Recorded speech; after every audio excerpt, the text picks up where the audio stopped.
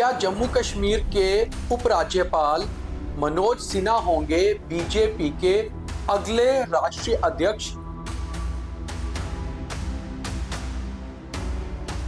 क्या मनोज सिन्हा का नाम बीजेपी के नेशनल प्रेसिडेंट के लिए फाइनल हो सकता है? इन सब सवालों का जवाब हम आपको इस वीडियो में देंगे। मेरा नाम है दीपक खजूरिया और आप देख रहे हैं द न्यूज रूम 24 आवाज। इस समय बीजेपी को नया नेशनल प्रेसिडेंट मिलने ही वाला है। बस कुछ ही दिनों बाद दुनिया की सबसे बड़ी राजनीतिक पार्टी और भारत में पिछले 11 सालों से सरकार चला रही सबसे पॉपुलर पार्टी बीजेपी और बीजेपी का राष्ट्रीय अध्यक्ष यानी कि नेशनल प्रेसिडेंट कौन होगा, ये इन दिनों सबसे बड़े कयास की बात है।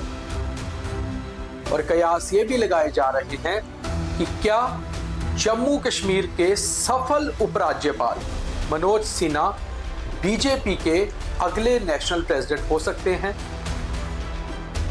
तो जवाब है हाँ। इस समय उनका नाम भी चर्चाओं में है और साथ ही साथ उस सूची में भी है जिस सूची से कोई ना कोई नाम फाइनल होगा।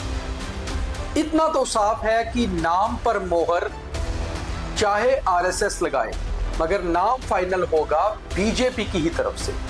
उस नाम पर मोहर प्रधानमंत्री नरेंद्र मोदी भी लगाएंगे और गृह मंत्री अमित शाह। और बीजेपी की जो चर्चाओं की सूची है उसमें मनोज सिन्हा का नाम भी टॉप के जो कंटेंडर्स हैं उनमें लिया जा रहा है।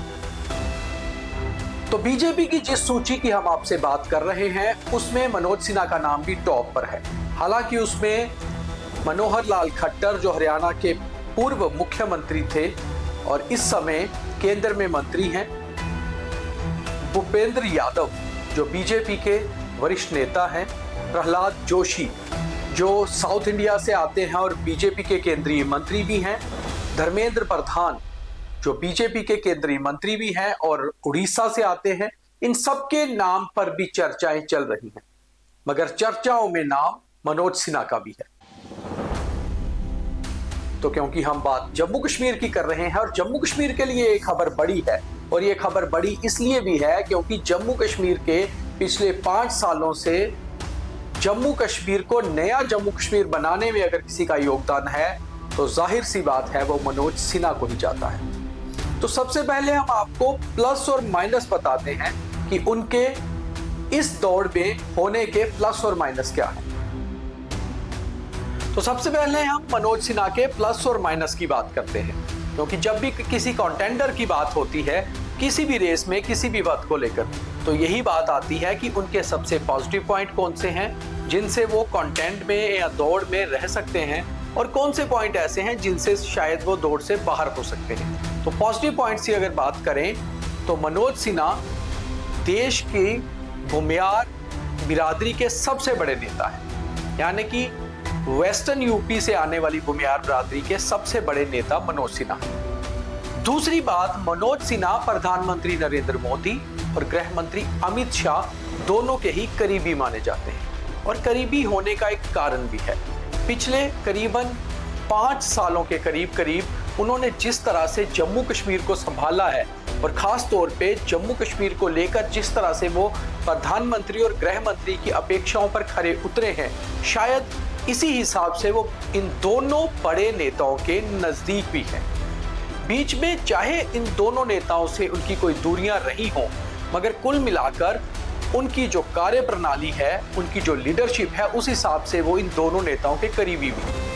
तीसरी बात है वो एक पढ़े लिखे नेता हैं और तकरीबन बीजेपी के सभी बड़े नेताओं के साथ उनके संबंध अच्छे हैं। और चौथी बात ये है कि वो आरएसएस के भी कुछ नेताओं के बहुत ही करीब हैं, खास तौर से होसबोले साहब के तो वो बहुत नजदीकी माने जाते हैं। अब अगर मनोज सिन्हा के नाम पर चर्चाएं होती हैं तो ये उनके पॉजिटिव पॉइंट है जिससे वो दौड़ में आगे हो सकते हैं। अब कुछ बातें ऐसी हैं जिसको देखकर लगता है कि मनोज सिन्हा के नाम पर जब चर्चा होगी तो शायद वो बातें उन्हें दौड़ में पीछे भी कर सकती हैं, जिसमें सबसे प्रथम ये आता है कि मनोज सिन्हा आज तक बीजेपी में कभी भी किसी बड़े पद पर नहीं रहे।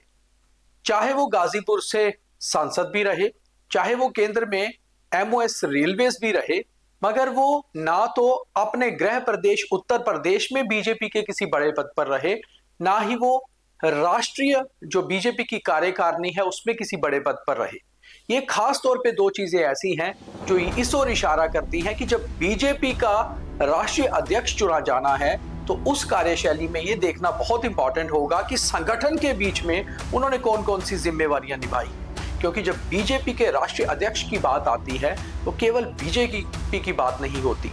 बीजेपी के राष्ट्रीय अध्यक्ष को महिला मोर्चा, युवा मोर्चा, बाकी संगठन जो बीजेपी के साथ मिलकर काम करते हैं, बाकी सिस्टर कंसर्न जो संगठन है उनको लेकर चलना होता है, और फिर इन सब के बीच में आरएसएस के साथ बीजेपी का जो समन्वय है उसको भी बिठाना होता है। तो ऐसे में दो चीजें बहुत खास है। एक तो मनोज सिन्हा का बड़े नेताओं के साथ अच्छे संबंध होना, आरएसएस के भी नजदीक होना, मगर दूसरी ओर कहीं ना कहीं उनका गाजीपुर से एक चुनाव हार जाना और बीजेपी में किसी बड़े पद पर ना होना।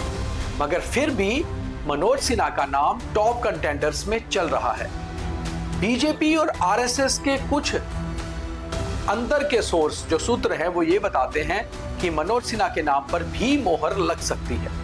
हालांकि 15 मार्च का समय है जब तक शायद बीजेपी अपने नेशनल प्रेसिडेंट का नाम घोषित कर दे, क्योंकि 21-22 मार्च को आरएसएस के साथ एक बड़ी बैठक बीजेपी की होनी है और जाहिर सी बात है कि उसमें बीजेपी के नए अध्यक्ष ही जाएंगे और तब तक शायद जेपी नड्डा की जगह दूसरे अध्यक्ष आ चुके होंगे। तो अब देखना यह होगा कि क्या जम्मू कश्मीर के सफल उपराज्यपाल मनोज सिन्हा बीजेपी का नया बड़ा चेहरा होते हैं या फिर फिलहाल वो जम्मू कश्मीर की ही कमान संभालते नजर आएंगे। तो जो भी होगा उसका फैसला करीबन अगले 10 दिनों में हो ही जाएगा।